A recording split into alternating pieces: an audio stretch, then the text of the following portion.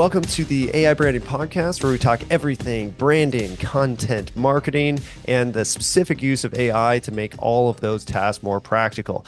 Today, I have a friend of mine, Wyatt Chambers. We actually met down in Mexico a few months ago during the Height Commitment Summit event, and we got to talking about niches and kind of business development. So I thought today we'd have him on. We are doing our Riches in the Niches challenge to help convince everybody that the best way to move forward is by hyper focusing in order to really connect with customers and create lifetime customer value rather than just conversions all over the place.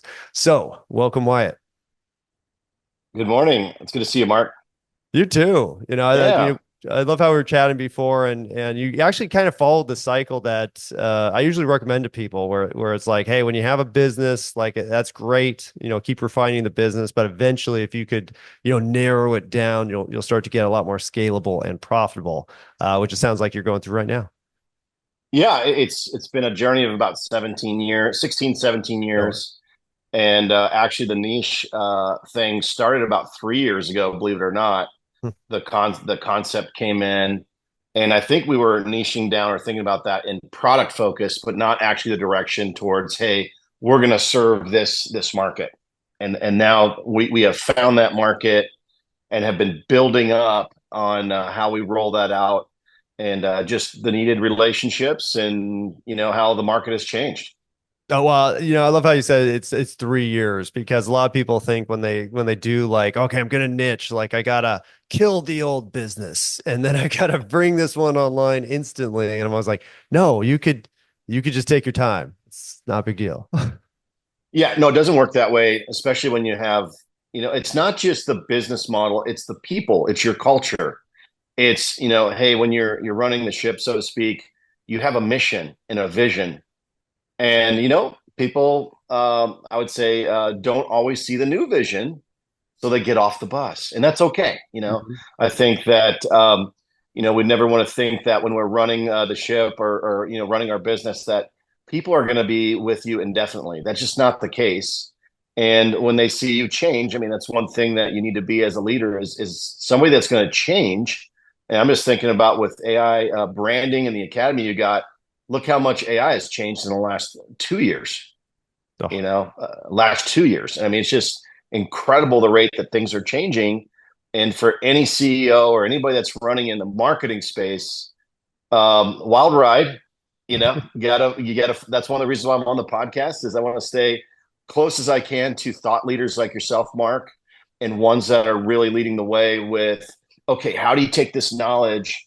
We hear about it, right? Everybody's using it to write college papers and do all these little neat things, but how can you use it to make money? How can you use it to promote your business? How can you cut costs on things that were manual labor before? How can you use it in a way that's going to benefit humanity? mhm. I think a lot of people are so afraid, it's almost like a bad word when you bring it up. But, in some cases, I think in marketing, it's an expectation at this point. Well, and I think the expectations are changing, though, because I think before, especially in America, we were so like profit focused and like, oh, I gotta make money, and it's all about the bottom line, and that's kind of how I was raised, right? And went through the business, and now I look back at that, and even just the amount of work that we would put into it, and expect our employees to put into it, like, hey, I'm doing 100 hours a week. Like I'm hustling, I'm pushing. Like there's no excuses for me taking time off because money. And now I think everybody's kind of transitioning to like, okay, maybe that's not good. Maybe we're all sad. Yeah, a little bit of a change in purpose and dynamic. I mean, there's a new Netflix series, and the first episode has Bill Gates talking about AI, and this humanity piece. Really cool when he's talking to James Cameron, who wrote the Terminator. That conversation is actually pretty interesting. So I'll just, if you haven't seen that, I won't spoil it, but really good piece. We were changing our focus from, hey, maybe using human labor to make sandwiches and do things that robots and or AI can take over, where we could have, I think during your presentation, you talked about having a more meaningful purpose in life. Mhm. And what would you do with that? Dream big. That opens up some opportunities that are amazing. Oh yeah. You know, Well, it's yeah, yeah, and really just connecting with the younger workers, because I think the driving force behind this change is actually Gen Z, where it's kind of like they don't really care about more money. They aren't going to tolerate something that they are unhappy with or don't feel comfortable doing, and will just leave. And their expectations are not like, hey, I'm gonna one day I'll be running this company. It's more like, no, this is how much I need to pay for my lifestyle outside of this, and this is why I'm here, and that's the end of the story. So, uh, yeah, big transition, but not a oh bad yeah, thing. oh yeah. No, it definitely there's this big cultural shift, and whether as business owners, operators, leaders change that mindset, they need it. Are they going to be left working alone? Oh yeah. Well, it's You know, and that's why it comes back. That's why I started focusing on branding so much, because I was just like, you know what? Nothing else you create with AI matters if you don't get the brand set first, so you can consistently generate all this content in the first place. So I think that's what a lot of people are starting to realize, like, oh my gosh, like, yeah, everybody has access to the same information. So who cares who said it, if we're all saying the same thing. But I always tell people it's like that's where the brand comes in, and we'll get back to the niche comes in, because no, you need to consistently deliver that message and consistently execute the programs, and then apply the brand not only to, like, the branding logo and your visuals, but like the literal culture behind the business should also be on brand. And I think you know that's why niching is so important, because unless you could really target this group that you want to connect with, you can't create content for everybody. that's true, and that's a lot to track when you're managing a lot of clients. That you jump from one to the other. I have accounts that are government, then I have accounts that are education, then I have accounts that are home services, and it's like you feel like you're flipping a different switch every one you're going to. Yep. And I don't know about you, but if I throw a punch, I want to land it. Oh And yeah. so I think that since we're talking about the niching, strategy, it's so powerful. For example, I was talking to a pest control owner last night. I said, "Hey, I wrote the book on it. It's the only one with AI on it, but there's your authoritative piece. Take a look at it." And oh, by the way, I own a couple pest control companies, and we've taken them from zero to over 1 million in revenue. So not only did I write the book on it, and we've been marketing for 16 years, but oh, that's right, we're starting a mastermind group, and we've done it. Yep. That's a whole different story than, hey, I think I can get you a couple of leads and 10x it. You always hear people going, well, I can 2x, 3x, 10x. That gets old. It's so overplayed, and there's some secret sauce with some, you know, particular a vein of marketing that you can exploit. Yeah, the That's hack. not that is a hack. You start becoming a hacker. I don't know about you, but business is about sustainability. And if you can't predict where your business is going to be in 12 months, that tells you how stable your business model is. Oh yeah. And Well, and how and fragile it is. yeah, if you don't have art of predictability, and that's not Wyatt talking, that's the entrepreneurial operating system. Mm. That's EOS. Great system to run a business if you're an entrepreneur. How to set that thing up, but that's a chapter that hit me hard about 5 years ago. It said, hey, if you can't predict what you're going to be, what was cool for the 4 years right after that within a 1% prediction model. So Wow. not bad to be within that 1% of productive. That's unheard of. In fact, it says that if you're within 80%, you're killing it. Wow. So yeah, you're killing it. Now think about marketing and how much has changed in the last 2 years. Is it possible to get that kind of prediction? Probably not right now. No, no, not with Probably the not. but and well, and that's why I tell people it's like, unless you're really focused on your branding, your customer, and then the innovation you're putting into your company, like there's really not too much else you could do, because the methodologies, and we kind of talked about this before, where it's kind of like everybody's using AI instead of Google. So what happens to SEO?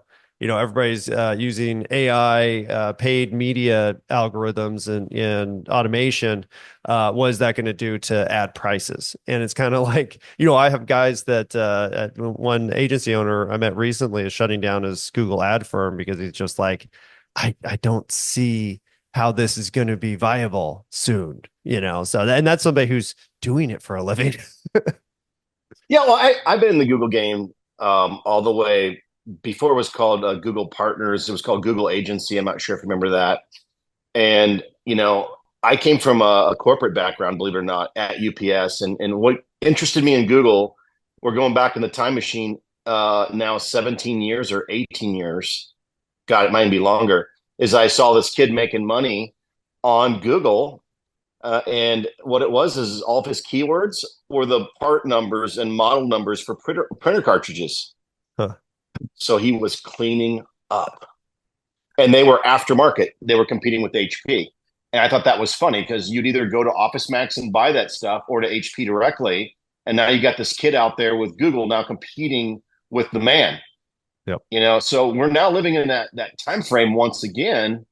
And one of the posts I did last week was, hey, take a look at ads being served up in AI responses, Mm. right? It was only a matter of time before Copilot being monetized advertisements within their AI results. Oh yeah. And Yeah. I think I came out with that like a year or two ago where I was just like, they'll Yeah. figure out a way to monetize this. Don't worry about them. Yeah. So we did. Yeah. I was thinking the same thing before you started seeing the numbers and the ads next to the results. So we were in the same mindset that, hey, somebody's not going to offer this for free for very long. And sure enough, take a look at the market share that Microsoft is now picking up in the paid spot. Yep. And then obviously if you're not already paying for a monthly on some of these AI tools, you will be. Oh You will yeah, be, for right? sure. Well, Right. and And guys like, yeah, we encourage people to. yeah, you're probably paying for Claude, you're probably paying for Copilot, OpenAI, Perplexity, and there's a slew of other tools out there. I think the fun stuff, and I know I've seen it in your imagery too, is when you can prompt out and create imagery, that's fun. Oh yeah. Well, and that's actually a key aspect of what makes AI so powerful for the branding side, where I'm kind of like, you know what? Yeah. Everybody's been relying on stock imagery, their own imagery. Like there wasn't really an in between that kind of combined the benefits of both. But then AI came and I'm like, oh my gosh, everyone, why is nobody else doing this? I don't, well, Yeah. it's hard. Yeah. A couple of weeks ago, I'd created like this pest control guy that looked like Tom Cruise, that looked like something from one of his movies, right? And I was like, hey, let's make pest control cool. Ah, What I like that. what does that look like? So it looks like this guy from a dystopian future, all dressed up, ready to kill some bugs. And remember, Ken was like, hey, you can also take images and turn them into videos. And next thing you know, I got an animated Tom Cruise looking bug guy doing some pretty cool stuff. I was surprised how the AI was able to pick up and identify like bugs in that image and animate them. I had Wow. one guy like holding up cockroaches and their wings are blowing. And then another one was with like bugs in the air flying, and all of a sudden their wings start flapping. That's pretty incredible. And it wasn't so like terrible that I couldn't use it. Mhm. And it was neat that when you can start, dreaming up imagery using Midjourney, Dolly 3, whatever that you're using out there, and come back with an image. Now you can create video content out of it. And, at that conference when I saw you doing multiple languages Oh using yeah. tools, and it was undiscernible, undiscernible. All of a sudden, Mark's talking Japanese, and I'm like, man, how did he What? do that? And I mean, that's pretty amazing. We were using it with email marketing, Mark, a while ago, where we'd personalize emails Hmm. and you'd record it one time.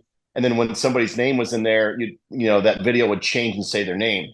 Oh yeah. But you could see the mouth movements were not synced up. It looked funky.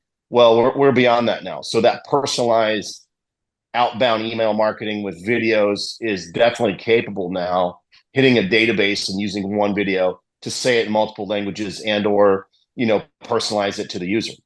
Oh yeah. Well, I think the personalization aspect of AI is really the future because I when I initially started talking about this stuff 2 years ago, I was always way ahead of where the AI is today. I was like Yeah. 5 years Yep. out. I'm like, hey guys, Yep. your content is great, but eventually your AI, the one that's going to live on your phone, will pull the information in and reformat it for every single individual user.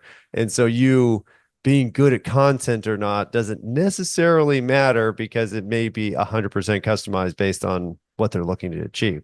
That goes over people's heads too much. And so now I'm back to like, oh, no, no, let's just make some fun stuff. But it does come back to like, the formula, like how you deliver the information and what the purpose is, and that's where the business system comes in. That's where your culture comes in. That's where your brand voice comes in. And now, even though we're saying the same thing that maybe, in your case, a million other pest marketing companies say, it's now flavored for your audience and your specific vision for your brand. And then now we have something that's unique and attractive, whether, however people find it. Exactly. And I think what's nice about, as you niche out and going in line with brand voice, what you're about with your cultural stuff, you can create all those within the AI itself. So you don't have to be present. You can come up with the topics and all of a sudden it's like, oh, this is what the company's brand is. This is what that tone needs to be like, and even personalize it for different channels as well. It's just kind of amazing how it's going to cut down on that workload. Something No. that takes several people. Now you got one. It's like coming up with a content strategy and boom, kicking it out fairly quickly after you've trained what you need to train it on. Yeah, well, and that kind of Yeah. centralization of the decision making is really what leads to consistent brands. Because I always, I've observed, thousands of companies, and I'm always like, man, what makes the difference between like Apple's ability or Tesla's ability or all these different, big companies to actually execute a consistent brand where no matter what ad you see, it's an Apple ad, and and that's really the goal of your branding, where it's like, oh, that recognition without being very specific about it. Like Apple, it's like, no, you could really just have a corner of one product and suddenly what the ad is. And so to achieve that, though, these are billion-dollar companies. They probably have entire brand departments that have millions of dollars in funding, and you're not going to do that as a small business owner. No. But No. now you have AI. And so what we say is like, no, you can go top down from the business leader, just by using AI to essentially, feed the formula and then have your employees go and grab the information from the AI rather than going to an individual or their manager or doing 50 stupid brainstorming meetings where everybody who shouldn't have input somehow has the same input as, say, the brander. We have an amazing limited time offer that you won't want to miss. Introducing the Build Your Brand Pillars course from AI Branding Academy, your gateway to mastering both traditional branding and AI-powered marketing strategies. With this course, you'll gain invaluable skills in creating strong brand foundations that stand out in today's competitive market. Perfect for innovation leaders like you. Don't wait. Take advantage of this special offer before it's gone. Head to aibranding.academy. That's what I remember from your presentation in Cancun there, where you showed how all that stuff gets squeezed way down by utilizing these tools. You don't need to have this huge marketing department that was needed, an expense that you had before. Mm-hmm. That's pretty neat. I've seen, like, let's just talk about some application. Like I've seen Jonathan Mass be able to create brand imagery, Mm. like using Midjourney. I haven't watched all of his videos, but I've seen his imagery has this, Disney Pixar-ish, cartoonish look. Which, hey, we already have brand memory of what that looks like. Now he's applied it over here, and I know it's differential enough to where, hey, you're not going to get, you're not going to get hit with a lawsuit from Disney, but I don't know. I kind of like that kind of stuff. It's like, how do you copyright like Japanese art? With all the Mm-hmm. cartoon stuff. You can't. There's so many different flavors of it, but you could make your on brand if you wanted to along those lines. Oh yeah. You know, Well, you know. and I always tell people, I'm like, just mix and match, because you could say like, Pixar 3D animation with a anime style, and then all of a sudden you have like your entirely new genre. What we usually do is tell people to base whatever your imagery is on the mood that you're trying to convey with the brand. And so if you're like, hey, wow, the Academy, we're like, oh, we really want people to be confident about moving forward in the future. And so we literally came up with parameters for what confidence means in a visual perspective. And then that's what's fed to the AI to actually make it look confident, or, the definition of confident for, say, a cinematographer or photographer. But all that I just said, most people don't really understand, which is why I say, like, confident. How do you want it to look? Yeah, well, that's great. I mean, obviously, when I looked at it, the stuff that you're generating, like, it blew me away the first time. It was that magazine that was on all the tables, Mhm. and you're like, "Hey, I did this in a weekend." Mouth drop. And for people that haven't seen, it was a personal branding piece that a Mark had done, and it's a full magazine that was. I'm not sure what you used to create that thing, but I'm like, yeah, I want a piece like that. And you're telling me that I don't, that could be created in a weekend as long as I give you some imagery and some stuff. And Mark's like, yeah, this can be done. Oh And, yeah. and there's a personal branding, or if you're, let's just say you're going to, like, I'm going to an event this year. I probably spent too much already. Uh, I would definitely have that magazine with me. That'd be great. I'll have it next year, Mark. By the way, I'm prepping for next year. Nice. Let's see how this year goes. But this year was the book. I'm bringing a bunch of the books there. But next year, I could see having a periodical, which, for my size organization, couldn't afford that. But now with all the tools and the enablement, yeah, I can. And you could Yeah, do a well, short run. Yeah. and that's the cool thing, where it's kind of like, I just used InDesign. The what I used AI for was actually the imagery, and then the color formatting, and then the structure of, like, the layout design, where it's kind of like, okay, now that's all on brand. And I am working on, an application to actually make it so easy where anybody could just, here's basically, I just need the content. That's why I always tell people, I'm like, the hardest part of content marketing is the content. It's because everybody always worries about, like, distribution and optimization and all these things. I'm like, no, just worry about really good content, because the fact of the matter is, who knows what we're going to have next year? We might have an AI where it's like, hey, make me a magazine, and then boom, it's a magazine. That could happen. Yeah. I still think that you're way ahead of the curve. And I bet you even next year when I go to this conference, there still won't be people with periodicals that look like this. And so I think you're a couple years ahead of the game. I'm going to share one experience. This is my son. Okay, taught him Chat GPT, and he's working with EA. Hmm. He's working with EA. He just got back from Germany. He's doing a lot of I would say, the grunt work on the graphics and all this stuff. All has to be on brand. Style guide. Here's your assets.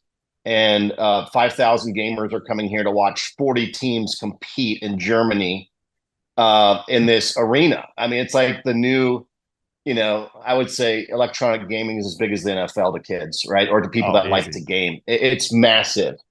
So he gets back and he starts cranking away in his room. He works out of his room. I'm The like, dream. cool. Yeah. He's working out of his room. And he goes, hey, Dad, I want to show you this pitch deck I'm making for the next event in Japan coming up. I'm like, cool. All right. And he goes, well, I use this tool to come up with my pitch deck slides. And oh, by the way, it created the slides. So here is an application of, hey, I just point him in the right direction. He was able to use a tool, finish high school, by the way.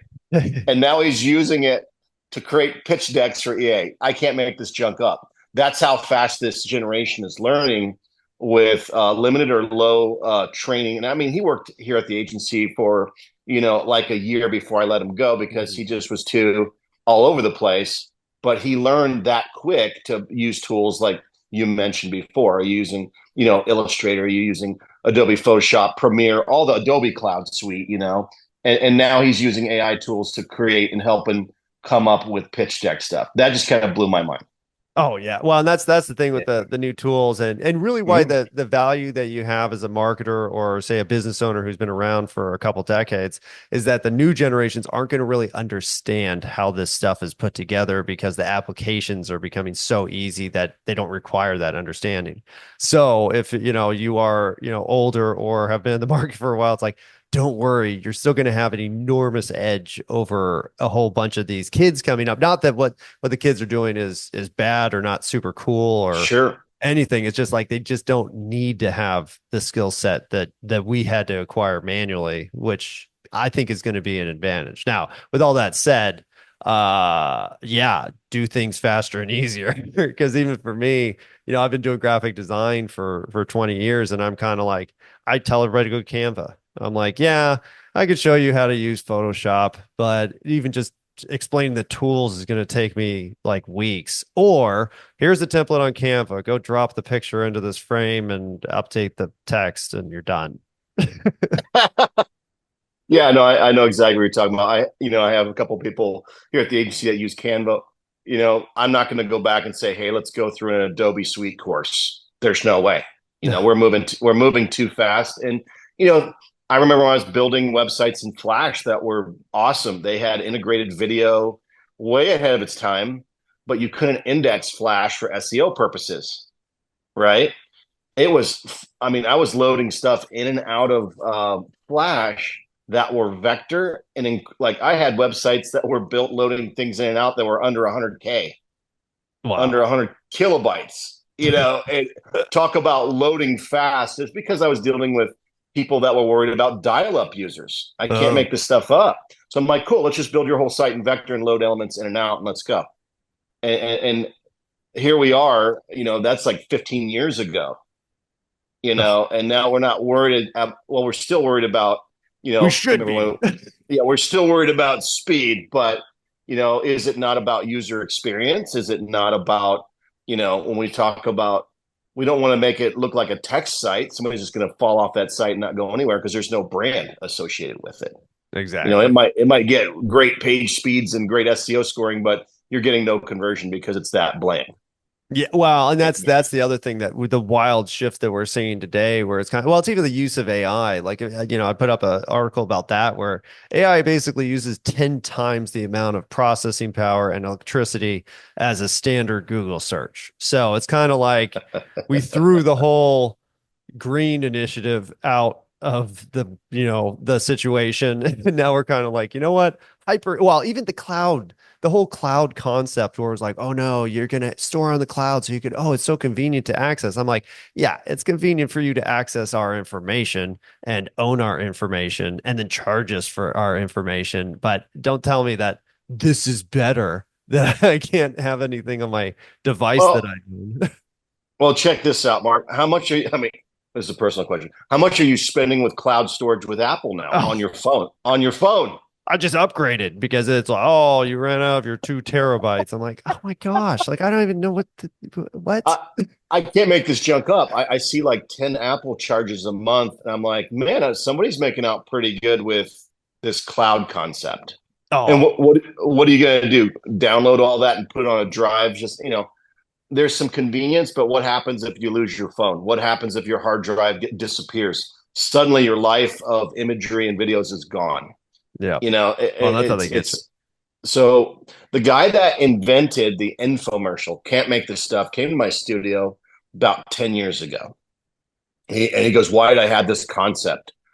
I want to create a website where people can upload all their cherished memories, like documents, everything. So it is a digital legacy website or a storage.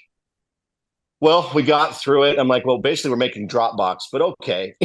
It's a No, niche Dropbox.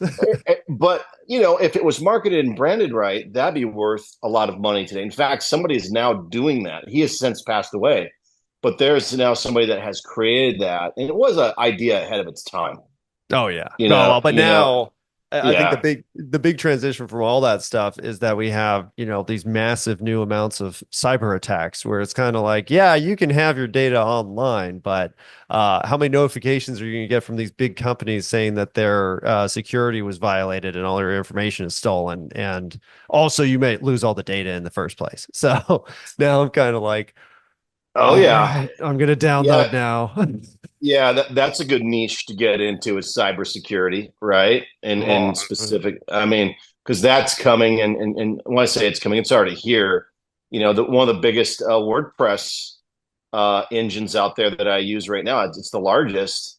I've had cyber issues with them, Hmm. and it goes down to the server level. It's not the site level; it's the server level. Oh, And I've skipped from Rackspace to Amazon, and now to this third party I won't even name. But there's an example of it doesn't matter that cyber crimes and all these issues are there, and no one's impregnable. I mean, anybody can be hacked. oh yeah. Well, You well, I know, appreciate about your data too, because I'm always like, where can I put a backup where it's not going to get lost, during an EMP? Like that's the new concern. oh man, we just went there. Yeah, EMPs. Yeah, I went there. Uh, yeah, I was mentioning somebody about Stuxnet. Did you watch that documentary on Stuxnet? No. Oh, let's check that one No, out. that's an older one, but you know, virus created by whoever, one of our government organizations that can take down infrastructure. That's a real deal. Anyway, the cyber stuff, it'll be big, but niching down, going back to business and AI, huge play. I'm gonna, obviously be keeping tabs on you, Mark, as to how this academy thing goes, because everybody needs it. Oh And yeah. then Well, it's yeah. so easy, and that's the thing where it's kind of like I've been trying to take like all this marketing knowledge and kind of boil it down to like, no, you just need these components. And then once you have that, you could actually just worry about the work rather than, you know, all the other crap that we put into marketing because of shiny objects and whatnot. So, but I think you're on the cutting edge too, where it's like you started 3 years ago with really coming up with a niche, building a product around it, building a service around it, a funnel. We're back to funnels. I don't know if everybody's talking about it yet, but I'm like, oh my gosh, we went all the way back to 20 years ago, and that's what we're doing now. Yeah, to niche down, that's a hard thing because it almost feels confining for our operators, right? It's like I'd like to be able to help anybody, and I could if time was no object. Mhm. I think as you mature as a business and see how things are changing, you want to provide greater help in less time frame. Yep. And I think that knowledge is that powerful piece of it, and surrounding yourself with thought leaders and people that are doing it. I mean, look how many great connections that you've got, Mark, and um, people in the TCS community, and just the other people you've built over your career. It's just amazing to tap into thought leaders and people that are doing it. So, anything I could do to help the academy, I definitely would love to have you come down and speak at our mastermind when I get that up and running, which will be in my pest control segment, where I'm trying to help these pest control companies do their thing. They're not going to do it unless they get market penetration with marketing and branding. Yep. Fast And market penetration. fast, yeah. And there's 37,000 pest control companies in the United States alone. Yeah, that's how fragmented it is. And so a majority of those smaller, I would call them one truck operators, won't be around because market share will be gone. So it's an interesting time. We'll see how this all flows, but enablement, I'm definitely wanting to work with ones that are wanting to grow their business, that want to change and adapt to what's going on to sustain jobs. Really, it's about sustaining jobs. I don't think we're going to see robots doing pest control anytime soon. They're in BMW factories right now, like humanoid. That was kind of cool to pick up on that BMW, I think in August, put humanoid robots in their factories. Hmm. Yeah, Yeah, that's coming. it's coming. That's pretty cool. So, but it'll be a while before we see, that take shape to where it looks like iRobot, right? That's future. But in the interim, let's see what we can do to make a difference for sure with marketing and Yeah. branding. Well, no matter what, that's and that always I always go back to branding too, because let's say that hey, you make a pest control company and it's going great, and then in 5 years, instead of hiring people, you could hire five robots. Like it doesn't make your brand less valuable, and it doesn't make your customer base less valuable. It actually makes everything you've done in the past way more valuable because you're about to cut costs by 10 times or something. So. Yeah, Yes. I think no matter Yeah. what, like you're on the right track, and anybody who has this line of thinking is going to be set.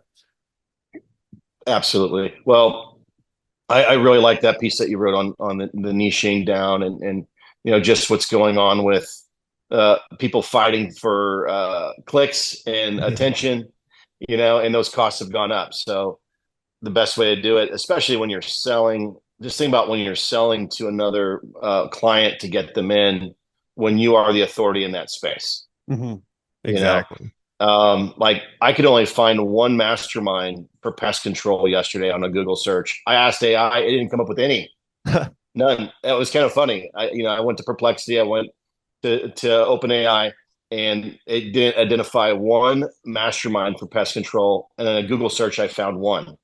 Wow. Now, where I didn't go, it tells you where I think most of those masterminds are probably on Facebook, right? I have to now start search all the groups out and see who's who. But I like those odds. Starting a mastermind with, I'm not 10 pages deep to start. That sounds pretty good to me. And then as far as pest control marketing organizations, I think that a lot of the big fish out there, including like guys like Scorpion, they're doing attorneys and pest control. You know what I mean? So they're kind of this, Weird the 800 hybrid. pound. Yeah, yeah. So it's like that's what I'm competing with. Well, I'm like, you can work with the 800-pound gorilla, or you can work with somebody that knows what they're talking about in this specific industry. Oh yeah, we're doing it right now. Also, And we're I think doing that it. we're doing it. I'm not just telling you we're going to 10x your leads. We're doing it. So I'm only looking for 30 to take 30 in 2025. So there's a little bit of sense of urgency to grow that, but also once it's locked, it's locked, and then we'll see what 2026 brings. Love it. Well, I think you're doing everything right. I think the focus is right, and you've really thought about the niche, and you do it. And I think that's, if anything else, like that's the future too, where it's like nobody's going to rely on these people who haven't done the thing before, because you just, no matter what you say, and even the likelihood of that working, like I'm still going to trust somebody who says I'm doing this right now, or I have a legacy of doing this and I'm going to teach you how to do it. So I think in a bunch of ways you're headed towards the future, and somebody to follow. So where can people find more Appreciate about it. you and this mastermind? Yeah, right now it's swarmpestcontrolmarketing.com or swarmpcm.com. Go to the same place. It'll talk all about that. I'm on LinkedIn, Wyatt Chambers. I think I'm the only one. Nice. And at least you'll see the I would call it the gold cup in front of my name. I put that little emoticon in front of my name, so if there's another one out there, you'll see me first. But yeah, look me up on LinkedIn, drop me a message, go through swarmpcm.com, and if you have a pest control business, great, love to work with you. Fantastic. Well, thank you so much, Wyatt. This has been a ton of fun. Everybody, please check out Wyatt and his group, especially if you're in pest control, or if you're just somebody who's like looking for a niche. Like this is what a niche looks like, and as scary as it is, you have to decide. You're running out of time, because these communities, and this is really what I see with the internet being segmented again. It's been centralized. That's what we've had for the last 15 years or so, and now it's being decentralized, and it's your job essentially to create your community online where you could be a resource for your business, and then make money off of it too. So thank you so much for coming. Thank you. All right. This has been the AI Branding Podcast, where we're talking content, marketing, branding, and of course, AI. If you want more content like this, please subscribe.